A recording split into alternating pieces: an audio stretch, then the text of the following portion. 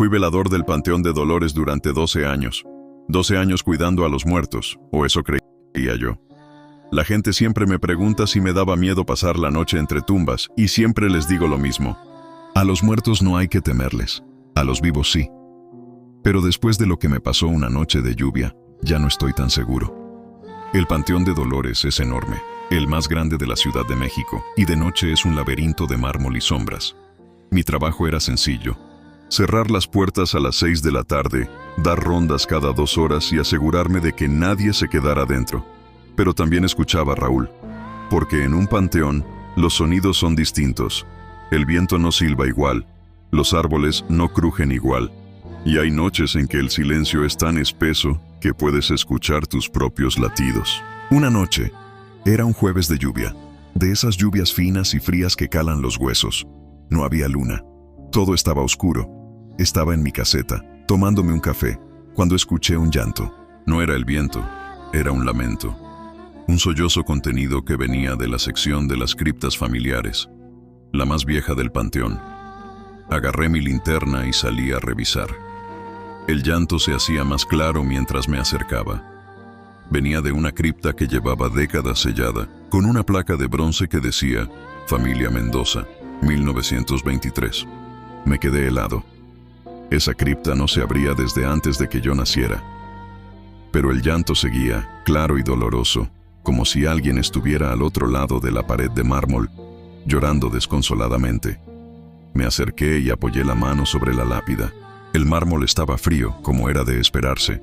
Pero cuando quité la mano, vi algo que no podía explicar. La huella de mi mano quedó marcada en el polvo, pero al lado había otra huella más pequeña, como de una mano de mujer. Salí corriendo. No era el miedo a los muertos, Raúl, era el miedo a lo que no podía entender. No volví a esa sección en toda la noche. Cuando llegó el día, le conté a mi compañero del turno matutino lo que había pasado. Él se quedó callado, me miró y me dijo, ¿la cripta de los Mendoza? Don Jesús, esa familia perdió a su hija en 1923. Se llamaba Carlota, y según las historias, la enterraron viva por error. Llevan décadas diciendo que por las noches se escucha su llanto. No supe qué decir, pero desde entonces cada vez que pasaba por esa sección, dejaba una flor sobre la lápida. Y el llanto dejó de escucharse. No sé si fue Carlota. No sé si fue mi imaginación. Solo sé que el panteón guarda secretos que los vivos no deberíamos despertar. Y que hay llantos que no son para los vivos.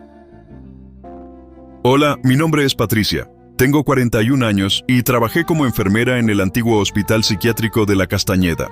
El edificio ya no existe. Lo demolieron hace años para construir una unidad habitacional. Pero lo que vi ahí no se borra con demoliciones. Si algo aprendí en esos años es que la locura no siempre está en los pacientes. Empecé a trabajar en La Castañeda en el 2008, cuando todavía estaba en funciones.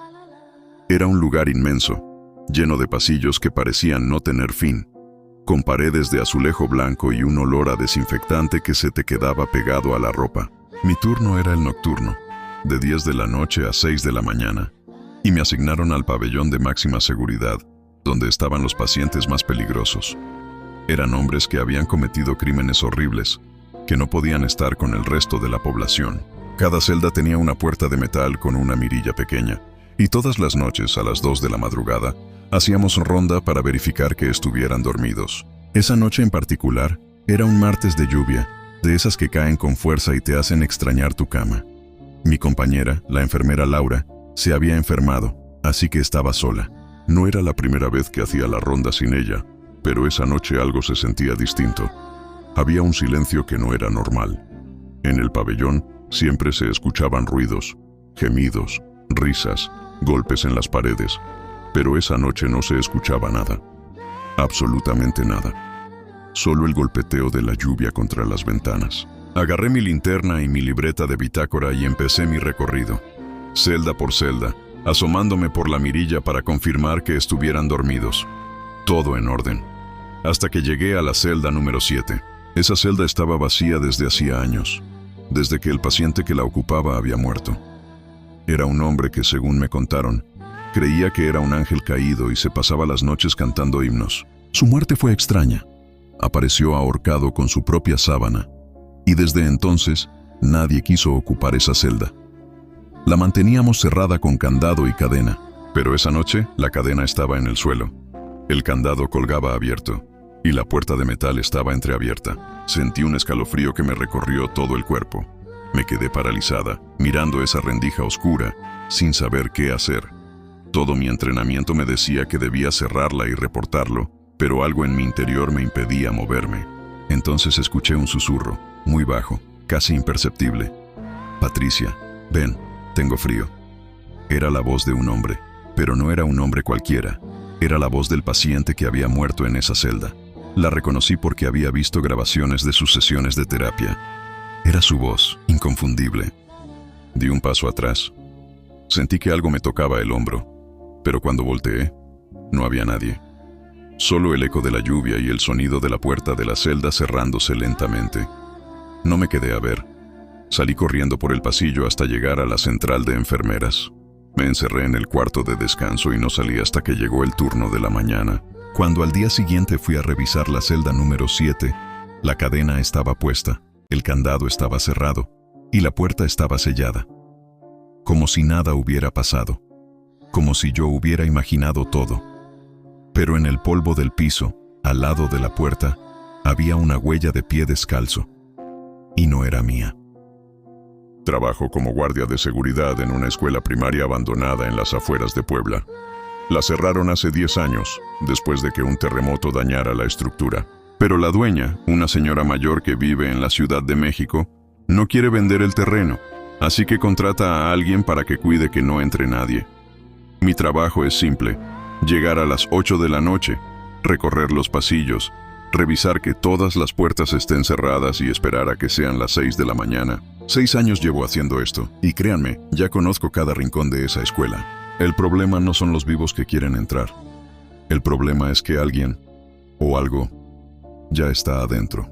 Esta escuela es de las viejas, de las que tienen 2 pisos, patios enormes y un salón de usos múltiples con un escenario de madera. Todo está cubierto de polvo, los vidrios están rotos y el olor a humedad te recibe desde la entrada. Pero hay algo que siempre me ha dado mala espina.